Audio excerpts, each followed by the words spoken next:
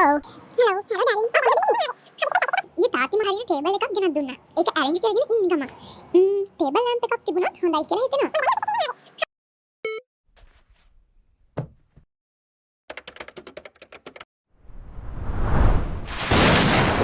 Table lamp එකක් තිබුණොත් හොඳයි කියලා හිතෙනවා.